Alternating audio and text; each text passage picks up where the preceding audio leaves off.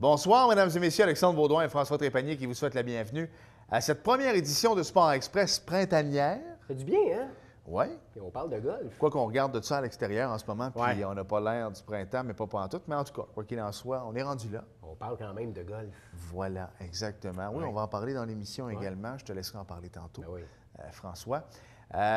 Écoute, plein de choses. D'abord, je veux féliciter Marie-André, ma conjointe, Oui. ma belle-sœur Karine et mon beau-frère Jocelyn qui ont... Pourquoi pas saluer Frédéric Houd par la Exactement. fenêtre? Saluer Fred et toute l'organisation de la Choc aux courses à Montréal parce qu'ils ont fait l'événement.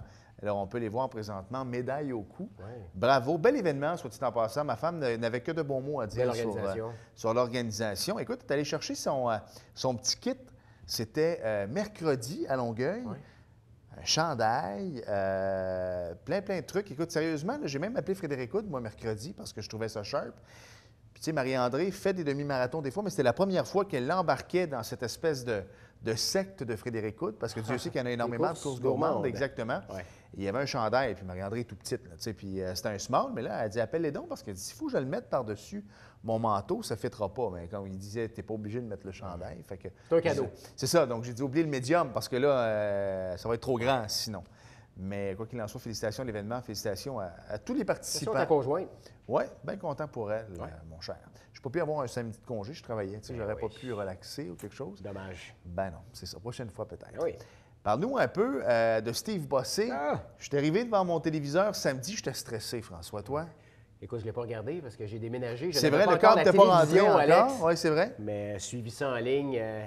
Avec ce qui s'était passé lors de son premier combat à UFC, on le sait, hein, Steve s'était fait knocker assez rapidement. J'étais sur le gros nerf. Puis sérieusement, tu as sûrement vu le 45 secondes du combat. Steve a avancé. Son poursuivant a envoyé une espèce de petite droite que Steve a bien esquivé. Exact. Oui, puis une chance qu'il a esquivé parce que son adversaire est quand même tout un cogneur, Alexandre. Mais on a retrouvé le Steve Bossé que l'on connaît. Je disais en blague à mes collègues de travail au bureau ce matin, lors de son dernier combat du UFC en Floride, il avait l'air d'un danseur du 2,81. Ouais. T'es trop découpé, t'es maigre, t'es beau bonhomme, là. Ouais, non, mais c'est pas le Steve Bossé qu'on connaît, Non. là. Steve a une bonne shape et découpé. 205 livres, c'est vraiment sa place. C'est un monstre. Oui, exactement. puis ça a apparu. Parce que- Bonne droite, Écoute, bonne droite. tous les gars nous le disaient, Alex, hein, au hockey, dans la Ligue nord-américaine, on a interviewé les durs à cuire des autres équipes et tout le monde se méfiait de la droite de Steve Bossé. C'est une force de frappe incroyable. Puis je pense que notre ami australien s'en est rendu compte. Et les Ouais. Australiens aussi. Tu as vu le tweet de Dana White?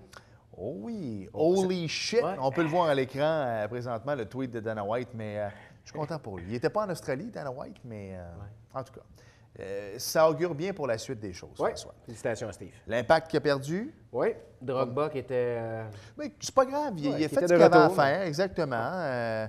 Tu sais, c'est difficile de gagner sur la route, mais je pense que c'est de bon augure pour cette saison. Le Canadien n'a pas envie d'en parler. Absolument, tu me parles toujours des Canadiens. Pas envie d'en parler du tout. C'était combien les billets déjà sur Internet? C'était 6 sur StubHub. C'est sûr que le dernier match à domicile, il y a eu des matchs cette semaine, il y en a eu un hier, là, mais le match de dimanche, tu sais, moi, avec nos billets, tout ça, j'ai eu de la misère à les donner, François. doute pas, Alex. Les gens, en ce moment, c'est les Ice Caps d'Hamilton, de St. John's. Ouais. Tu sais, Carey Price ne joue même pas. Tu sais, à la limite, un petit gars dirait, écoute, je peux y aller plus tard dans la saison, j'aimerais ça voir Carey Price. L'année passée, oublie ça, là, j'aurais fait un appel sur Facebook, ça aurait été terminé. Ah ouais. Je les donne, mais j'aurais pu les vendre le double, le triple du prix. Mais là, oubliez ça. Là. Moi, je ris, Alex, de ceux présentement qui pensent qu'ils font un aubaine quand on voit ça sur Facebook. Billets Ouais. du Canadien à vendre, je les laisse aller au prix coûtant. C'est sûr qu'à la limite, oui, c'est vrai que c'est un aubaine. As-tu envie de payer 200$ pour Non, le c'est Canadien? Je posais la question, c'est y répondre. Exact. Tu as envie de parler d'autres choses ou on passe à nos invités? Passons aux invités. On va passer aux invités parce que belle émission cette semaine. D'abord, François. Oui, Sylvain Patry, le directeur général du Club de golf international 2000, Alexandre, fidèle à leur réputation, premier club de golf à ouvrir ses allées au grand public cette année. Écoute, ils ont été fermés 9 semaines cette année. Non, c'est Il y incroyable. avait du golf le 26 décembre, Ouais. puis ils viennent de rouvrir là, au début mars. C'est exceptionnel ce qu'ils réussissent à faire. Sylvain va nous en parler davantage. Et toi, notre cher collaborateur hockey senior, Bob Legault. On n'a pas le choix parce qu'on est en plein cœur des séries éliminatoires Oui, dans la Dieu Ligue sait qu'il y a encore du nord-américaine. monde de la région qui suit la Ligue nord-américaine. Oui, puis il y a Sorel également qui Ouais. est là. C'est pas si tant pire pareil. Il y a Bob Desjardins qui était, bon, malheureusement, ont été. C'est pour ça qu'avec Bob, j'ai posé la question pour les gens qui suivent la Ligue nord-américaine. Oui, il était retourné derrière le banc comme adjoint avec le marquis de Jonquière, mais ça a brassé à Cornwall. Ils sont allés le chercher. Ouais. Et Bob va le dire, ça a bien été pour lui. Peut-être pas en série, mais il a remis la barque là, du bon côté. Alors, Un peu comme l'ancien coach des Marquis, Claude Ouais, Bouchard. c'est Les vrai. Cataractes sont allés le chercher. c'est vrai. On ne Et, sait jamais des fois qu'est-ce qui peut arriver. Oui. Alors, on s'arrête 5 secondes et Ouais, au retour Sylvain. l'entrevue que François a réalisée avec Sylvain. On le sait, le Club de golf international 2000 est toujours le premier à ouvrir ses allées au grand public à toutes les années. Et cette année, encore une fois, ça a été le premier club à ouvrir ses portes. Pour en parler, le directeur général Sylvain Patry est avec nous. Salut Sylvain. Salut, ça va bien? Ça va bien? Merci d'avoir accepté l'invitation. Merci de l'invitation pour vous. Sylvain, écoute, encore une fois, le Club international 2000 fait parler de lui partout au Québec avec des photos partout. Premier club de golf qui a ouvert ses allées aux golfeurs cette année. Ouais. Quelle a été la date cette année? Le 12 mars. Wow! Est-ce que c'est un record? C'est pas un record, en fait. C'est en 2006, la saison 2006-2007. Il avait réussi à ouvrir le 6 mars. OK, vous étiez quand même pas loin. On n'était pas loin, à une semaine près. Puis là, écoute, de ce que je me rappelle, dans notre spécial du temps des fêtes l'année passée de Sport Express, Oui. on a parlé de golf parce que vous étiez encore ouvert. Il y a eu du golf jusqu'au après. 26 décembre. Incroyable. Ouais, plus de 250 personnes ont foulé les allées le 26 décembre. Les conditions avaient l'air de quoi? Écoute, Et les conditions étaient belles. C'est certain que c'était froid. C'est pas nécessairement les conditions du mois de juillet, mais le gazon était beau, les verres étaient beaux, les conditions étaient parfaites pour jouer. C'est juste que, comme le dit un vieil adage, il n'y a pas de mauvaise température, seulement que des mauvais habillements. ouais. Donc là, on en parlait tantôt. Vous avez été fermé seulement 9 semaines. 9 cette semaines, année. oui. Écoute, il y a des clubs que ça ferme des mois et des mois. Vous autres, 9 semaines. Normalement, un club de golf, c'est entre 5 et 6 mois par année. Nous, on est chanceux, on va presque à 10 mois par année. Qu'est-ce qui fait que vous êtes toujours les premiers ouverts? Est-ce que c'est à cause du microclimat qu'il y a un peu dans ce Exactement, coin-là? exactement. On bénéficie de microclimat vraiment pour la région de Saint-Bernard-de-la-Colle, qui fait en sorte qu'il fait un petit peu plus doux. On est vraiment chanceux, on est bien localisé pour ça. Parce que là, j'imagine que vous mettez des toiles sur les verres, Non, même non, pas besoin? Non, notre surintendant utilise une autre méthode. OK. Il prépare les verres différemment avant la venue de l'hiver, évidemment, avec des produits. Puis ça fait en sorte que les verres sont beaux. Au lieu de couper avec de la machinerie, ben, on va couper avec une machine manuelle OK. les derniers mois pour ne pas causer de stress aux verres. Toutes ces petites choses-là réunies ensemble font en sorte que le club de golf est capable d'ouvrir plus longtemps dans l'année. Là, ça fait pas longtemps que vous êtes ouvert. Parle-moi un petit peu du premier week-end. Est-ce que l'engouement était là, comme les autres années? Écoute, un premier bon week-end. Ouais. En même temps, on était au Salon du Golf à Expo C'est Golf vrai, à Laval. On était ouvert, donc on avait divisé les équipes en deux. Chose à gérer, ça. On se tenait au courant, oui, mais c'est de la belle Oui. adrénaline ça, à ce moment-là. Il y a eu plus de, je vous dirais, là, plus de 300 personnes par jour presque. Wow. Entre 250 et 300 personnes par jour qui sont venues nous voir. C'était à pleine capacité. Le terrain était beau. Les verres, déjà, là, en début de saison, sont beaux. On aurait pu ouvrir peut-être même la semaine d'avant. J'imagine que le téléphone sonnait déjà la constamment. semaine. Non, mais mieux que ça. Là. Décembre, janvier, ça sonnait constamment. OK. Êtes-vous ouvert? Ben oui, puis moi, je transfère tout sur mon cellulaire. Je me souviens, un épisode, je suis en janvier, je suis en vacances sur le bateau de croisière, en train de prendre une margarita, puis Ouais. le téléphone sonne, me demandant si on pense d'ouvrir la fin de semaine d'après parce qu'il fait doux. Ouais. C'est exceptionnel. Les gens sont habitués au fait que l'International 2000 ouvre tôt, ferme tard, donc c'est tout à fait normal pour eux d'appeler puis de se renseigner au cas où. Puis là, la clientèle, en jasant avec toi, parce que j'ai pu lire, c'est pas juste des gens de la région, là, ça se déplace de partout pour Non, venir ça vient jouer de chez partout. vous. Ça nous appelle du Lac-Saint-Jean, ça nous appelle de Québec, ça nous appelle d'un peu partout au Québec. Ça nous appelle de loin. Est-ce que c'est ouvert? Y a-t-il de l'hébergement? On peut aller chez vous? On a quelques commodités dans le coin. On a l'hôtel Saint-Bernard qui accueille le monde. Donc, on a un bed and breakfast aussi au golf.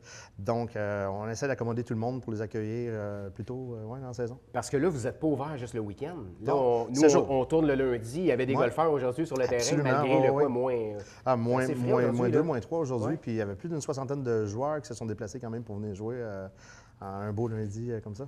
Puis les conditions ressemblent à quoi? Je sais bien que c'est pas comme en plein été, tu sais, mais C'est impressionnant. Ah ouais, c'est ça? C'est très, très, très impressionnant.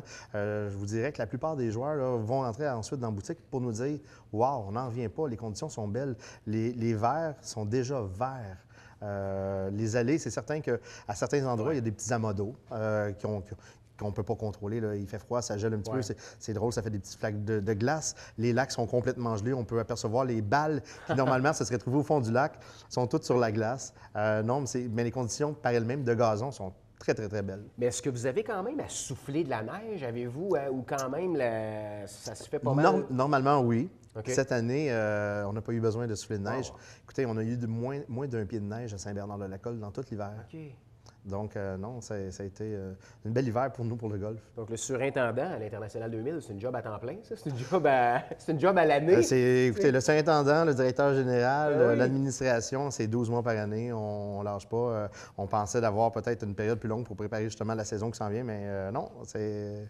Dame Nature nous a dit non, on est prêt à jouer au golf. Donc là, pour vous autres, la saison, c'est parti. Est-ce Oui. qu'il y a des chances, écoute, je pense pas qu'on ait de tempête de neige, que vous fermiez vos portes ou là, c'est parti pour l'année, vous pensez absolument? Dans le cas échéant qu'on aurait une tempête de neige, c'est certain qu'on va fermer peut-être une journée ou deux. Exemple, la semaine dernière, vendredi, samedi, il y avait un petit peu de neige sur le terrain, un demi-pouce, juste assez pour dire qu'on ne peut pas jouer au golf. Ouais. Donc, on a dû refuser les joueurs là, ces 2 journées-là. Mais dimanche matin, 8 heures, les gens s'élançaient sur nos allées déjà.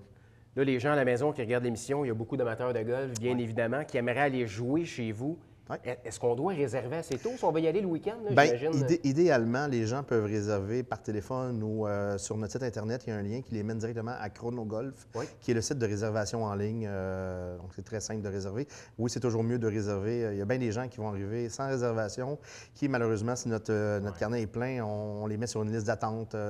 On essaie de les faire jouer. Là. On essaie de faire jouer tout le monde le plus possible. C'est sûr qu'on veut vraiment que tout le monde puisse jouer, mais on vous conseille de réserver. L'engouement est là. Oui, oui. Sylvain, rapidement, parle-moi un petit peu de ton parcours dans le monde du golf. Tu me disais que ça fait une dizaine d'années que tu évolues dans le Oui, domaine du golf. ben moi, je suis issu du milieu des affaires, en OK. administration, puis un tournant de ma vie, à un moment donné, j'avais un choix à faire. Est-ce que je continuais? Est-ce que je faisais autre chose? Puis ma passion étant le golf, je suis allé prendre une formation comme enseignant au tout OK. début.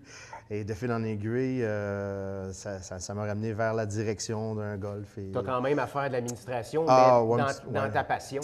Exactement. J'ai joint l'utile à l'agréable. Parle-moi un petit peu de ton terrain, l'International 2000. Les gens qui regardent l'émission, qui n'ont jamais joué à la colle, ça ressemble à quoi comme terrain de golf? L'International 2000, c'est un beau parcours de golf qui a 3-9 trous, donc 27 trous au total. On a le Saint-Bernard, le Champlain et l'América. C'est un terrain qui est assez long. Si on parle du Saint-Bernard, Champlain, qui sont les 2 terrains originaux, c'est un 18 trous, un parcours sculpté dans le bois vraiment, où on va avoir des cours d'eau, des belles allées, des beaux verts. Si on parle de l'América, c'est plus un hybride entre un links et un parcours normal qui, lui, est plus sur des plaines, des dunes. C'est un parcours qui longe la frontière, on l'appelle l'América pour ça. Il longe la frontière Vous américaine. êtes collé sur les États-Unis. Directement. Les bornes de ce qu'on appelle le No Man's Land, les bornes longent le terrain. Donc, Michel Baudry, à la blague, dans le Journal de Montréal, avait écrit l'an passé, si vous slicez votre balle ou hookez votre balle du côté gauche, ça vous prend votre passeport pour aller chercher votre balle à la blague. Mais c'est vrai, la frontière est juste là.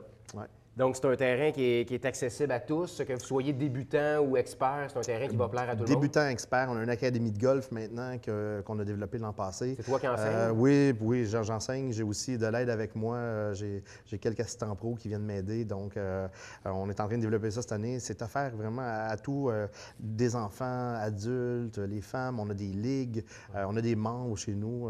Oui, l'International 2000 est en belle progression. Sylvain, je me dois de t'en parler rapidement parce qu'il y a des gens qui connaissaient bien Maurice Richard, qui travaillait avec vous, qui malheureusement nous a quittés dans les dernières semaines. Quelle sommité. C'était quelqu'un qui était extrêmement connu chez vous. On le recevait ici en entrevue pour parler justement lorsque le terrain ouvrait. C'est une grosse perte pour vous. Hein? Tout un bonhomme. Moi, ça a été un peu mon mentor quand je suis arrivé l'an passé à la direction du golf International 2000. Maurice m'a pris sous son aile, m'a montré tous les rouages du club. Présenté à tout le monde. Exactement. Moi, j'arrivais comme d'un autre club de golf. Mais vous savez, d'un club de golf à l'autre, des fois, les petites choses peuvent changer. Vraiment, Maurice a été génial pour moi, puis pas juste pour moi, pour tout le monde qui a travaillé avec lui pendant plus de 20 ans là-bas à l'International 2000. C'était une grande perte. Il m'a annoncé au mois de décembre qu'il ne pensait pas revenir cette année. Il ne se sentait pas bien. Mais il dit, Sylvain, je vais toujours être là pour vous aider si tu as besoin d'un coup de main. Puis malheureusement, on a appris son décès. Là. Ça a été un épisode triste pour toute l'équipe du golf international 2000. Un homme extrêmement sympathique qui nous a quittés. Oui. Bien, Sylvain, écoute, merci beaucoup d'être passé en studio. Ça me fait plaisir. Je pense que ça a donné envie aux gens qui n'étaient pas au courant aussi d'aller jouer au golf à l'International 2000. Je m'en allais dire cet été, mais là oui, on est cet prêt. hiver, ce printemps, vous accueillez déjà les golfeurs. Merci beaucoup d'être passé en studio pour Ça me avoir fait l'occasion de plaisir. se reparler. Excellent. Avec grand plaisir. Bien, merci beaucoup. Merci.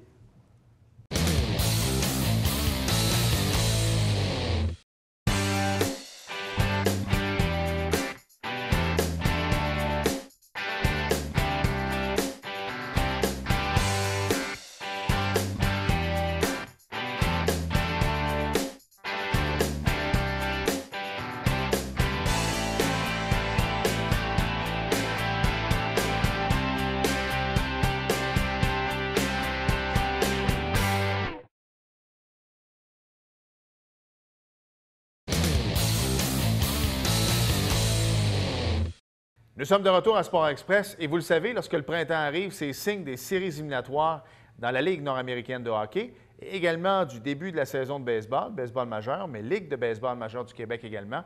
La semaine passée, on en a parlé un petit peu et en fin d'entrevue, on va en parler également, mais pour tout de suite, on va aller retrouver à l'autre bout de la 10 notre collaborateur habituel, Robert Legault. Salut Robert! Salut les gars, ça va bien? Ça va très, très bien, merci. Bob, parle-nous un peu. Les séries éliminatoires ont commencé dans la Ligue nord-américaine de hockey. Ça brassait un peu. Ça a l'air de quoi le paysage là-dedans? Là?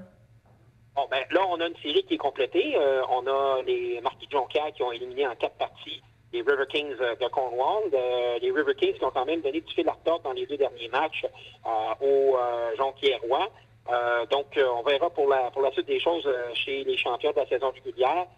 Chez les River Kings, il va y avoir un questionnement à y avoir sur le recrutement, la sélection des joueurs et est-ce que certaines personnes sont aux bonnes places dans cette organisation-là. Bob Desjardins a fait un bon travail quand il est arrivé à la barre de l'équipe, mais c'est au niveau du 2e étage. Il y a peut-être des gens qui sont présentement là comme à certains postes qui ne sont peut-être pas à la bonne place. Là.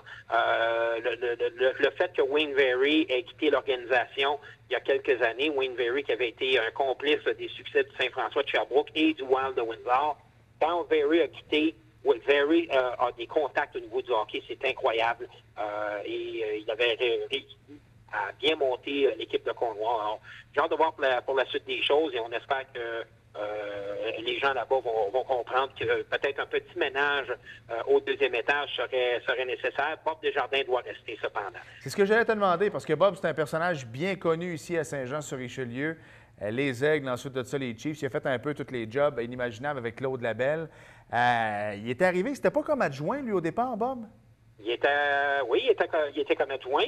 Et finalement, quand il y a eu des changements là, à un moment donné au mois de janvier, on a demandé l'autorisation de parler avec Bob Desjardins et ça a été accordé. Et il est devenu par la suite l'entraîneur des River Kings de Cornwall. Alors lui, il doit rester. Il a quand même fait un très bon travail pour redresser la barque. Mais il y a des gens dans cette organisation-là qui devront se poser la question si ce sont les propriétaires de l'équipe, la famille Moreau, savoir s'ils ont vraiment les bonnes personnes au bon poste. Parce qu'on va se le dire, Bob Desjardins, c'est un player's coach. On adore jouer pour lui. Là.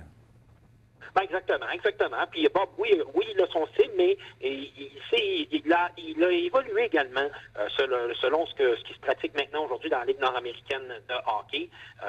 C'est pas la même game qu'il y a 15 ans, là, mais Bob s'est adapté. Et puis, on l'a vu de belle façon, avec de belles surprises en fin de saison. Et ils étaient en train de faire un petit peu comme le Caron Aigué de Trois-Rivières il y a 3 ans en revenant de la rivière. Ouais.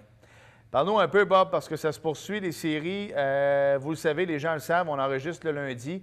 Alors, hier, mardi, il y avait un match également. Ça brasse pas mal dans cette série-là. Parle-nous-en un peu. Oui, la série Sorel-Thetford, premièrement, Sorel mène 3-1 contre les champions en titre de la Ligue nord-américaine de hockey, l'assurance Thetford.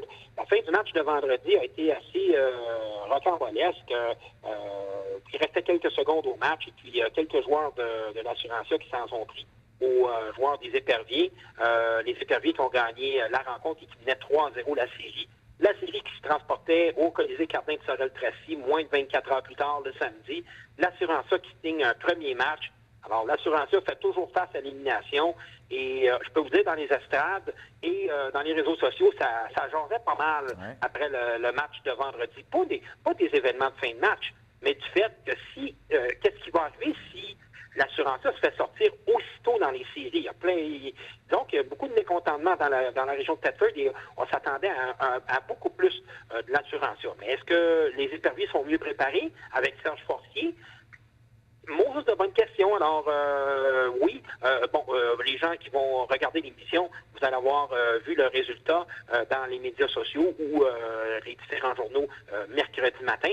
Mais comme tel, l'assurance se fait sortir, aussi promptement, mais oui, c'est une grosse surprise de ce côté-là. Oui. Qu'est-ce qui s'en vient aussi? Il y a d'autres choses qui se... Oui? Si ça se passe, évidemment. Exactement. Un autre bien connu ici, Martin Larivière. Lui, Joël Thériault, un autre qui a joué avec les Chiefs. En tout cas, c'est eux autres qui ont mis un peu le feu aux poudres le vendredi. Ouais, il faut dire que bon, on connaît le folklore dans le hockey senior vers la fin de la partie. Bon, les entraîneurs aiment bien préparer, surtout dans les séries, on veut préparer un petit peu la sauce, mais là, les gens l'ont peut-être vu dans les réseaux sociaux, ça a débordé un peu, ça a causé aussi quelques suspensions chez l'Assurancia et chez les éperviers. Les éperviers, il y a eu Guillaume Coutet-Tremblay qui a été suspendu. Et le match suivant, le samedi, a été quand même pas si mal, parce que, bon, l'Assurancia n'avait pas le choix de gagner, sinon c'était carrément les vacances. Mais restera à voir pour la suite de cette série-là. Si l'Assurancia gagne mardi, ben, tout est possible et on verra si ils pourront continuer et peut-être provoquer la présentation d'un 7e match. Mais les éperviers, l'an dernier, ils menaient dans leur série demi-finale contre Trois-Rivières. Ils ont vu Trois-Rivières revenir de l'arrière et provoquer même, envoyer le 7e match en prolongation. Oui. Donc, dans le fond, en tout cas, ça reste à suivre. On va suivre ça sur les réseaux sociaux. Bien hâte de voir ce qui va se passer, parce que nous, ici, on connaît entre autres Martin, on connaît quelques joueurs d'Assurancia, donc on leur souhaite de revenir dans la série. Ensuite de ça, ça va vite dans la Ligue nord-américaine. On est déjà mi-mars. Je sais que la saison, après ça, si on veut voir du hockey, la Ligue nord-américaine, il faudra faire ça vite. Là. Exactement, oui. On a la série Trois-Rivières-Laval qui se poursuit à égalité 2-2. Il y a un match mercredi soir à 19h30 à Trois-Rivières. Match numéro 6, vendredi soir, 20h. À Laval. C'est assez serré. À part le match de vendredi dernier, qui s'est terminé 7-1 pour Laval, les deux premières périodes avaient été relativement serrées. Ça a été la débandade en troisième période. Mais c'est assez serré et assez robuste aussi entre les deux équipes. Ouais. Et il y a les 3L de Rivière-du-Loup qui, eux, bon, on sait, cette concession-là n'a jamais fait vraiment fureur. Mais là, cette année, il y a l'arrivée de Carl Boucher comme directeur gérant. Plein de nouveaux joueurs qui sont arrivés, une nouvelle dynamique. Et là, ils sont en train de faire ce que le Saint-François de Sherbrooke avait déjà fait, c'est-à-dire faire courir les foules au centre premier tech de Rivière-du-Loup. Je suis bien content pour eux. Chaque année, il y avait toujours du questionnement à savoir est-ce que l'équipe va revenir l'an prochain. Mais là, ils auront eu une belle foule vendredi dernier de tout près de 2700 spectateurs. Wow. C'est pour ça que je compare un petit peu avec le Saint-François de Sherbrooke de l'époque. Les gens se sont appropriés cette équipe-là dans cette région-là, tout comme ça s'était passé à Sherbrooke au milieu des années 2000 avec le Saint-François. Et tant mieux, c'est Rivière-du-Loup qui sort gagnante là-dedans et aussi la Ligue nord-américaine. Exactement. Bob, il nous reste 2 minutes. On va laisser tomber un peu on va laisser de côté le hockey pour parler un peu de baseball, parce que je sais que tu t'impliques dans la Ligue de baseball majeure du Québec. La semaine passée, on en a parlé amplement ici avec le président, mais également avec les gens des Pirates Maçonnerie Pro Conseil. Parle-moi de tes deux clubs. Je sais que tu es animateur maison là-bas pour Sherbrooke puis Thetford. Ça risque d'être une belle été de balle là-bas aussi, là. Exactement, oui. Puis Thetford Mines, quadruple champion en titre de ce circuit-là. Donc, les Blue Sox qui devraient avoir quand même beaucoup de jeunes bras au monticule parce que c'était le grand manque à ce niveau-là, la relève. Et il semble y avoir une belle relève qui sera là cet été. On parle entre autres de Jonathan Paquet qui a joué chez les pros, Brian Bardis qui a été acquis via une transaction avec les Expos de Sherbrooke, avec en plus le vétéran Michel Simard, et sans compter Stéphane Pouliot et Frédéric Bolduc qui sont capables de lancer leur match également. Il devrait y avoir une bonne rotation pour Thetford. À Sherbrooke, c'est souvent une question de qui sera présent au match et qui ne sera pas présent. Alors, tu sais, quand on parle d'engagement dans une équipe, là, je prends les Castors d'Actonville, les gars sont pratiquement toujours là à tous les matchs. Et c'est quoi dans plusieurs autres équipes? C'est un petit peu ce qui manque avec les Expos de Sherbrooke et j'ai hâte de voir ce que François Lécuyer, le propriétaire de l'équipe, va faire avec les Expos, surtout ce qu'il va demander à ses joueurs en vue de la saison. Les gens dans les estrades, ça fait quelques années que ça jappe un petit peu et ils n'ont pas tout à fait tort. Demande tout simplement de pouvoir encourager une équipe qui sera là à tous les matchs. Michel Simard, pour mettre les gens en contexte, c'est pas l'ancien des Capitales, ça? Oui, monsieur, puis il brille encore de plein feu dans la Ligue de baseball majeure du Québec. Lance son match par semaine. Bonhomme, un fier compétiteur, puis surtout, comme on va utiliser le terme money player, parce que c'est un gars de séries éliminatoires, mais dans les séries, là, regarde, il n'y a rien qui ne fait pas. Bob, merci beaucoup. Je te laisse aller à tes occupations. Je sais que tu étais un peu entre deux chaises. Merci beaucoup. Lâche pas. Garde toujours ta passion. Puis on se reparle bientôt. Oui, on se reparle bientôt, les gars. Je vous souhaite une belle semaine et une vraie fête de Pâques. Excellent. Merci, Robert. À bientôt. À bientôt.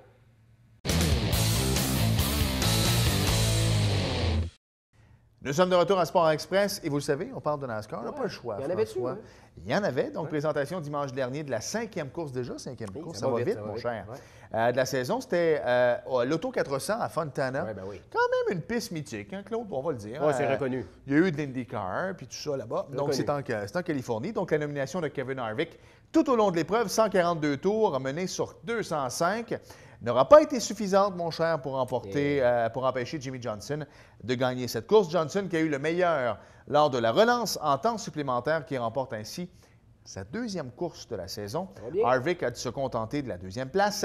Denny Hamlin, bien connu dans sa famille, est de retour. Joey Oui. Logano, 4e. Et Et l'autre? Ricky Stenhouse Jr. complète le top 5.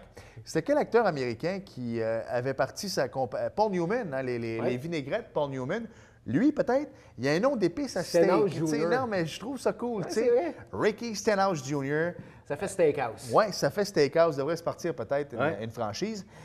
Donc, le classement des pilotes après 5 courses. Kevin Harvick est premier. Jimmy Johnson est 2e. Carl Edwards est 3e. Denny Hamlin 4e. Et Kyle Busch est 5e. Prochaine course, la série Sprint fait relâche la semaine prochaine parce que c'est Pâques, mon cher. Donc, ce sera le dimanche, le 3 avril prochain à 13h pour le STP 500 à Martinsville Speedway en Virginie. Ça aussi, on l'entend souvent à Martinsville. Hein. C'est vrai. Ben, ça aussi, c'est une course mythique quand même en NASCAR. Ouais. Merci François. Joyeuse Merci, Alex. Pâques. Oui. Merci à vous d'avoir été là. Joyeuse Pâques également à la maison. On va manger du chocolat en masse.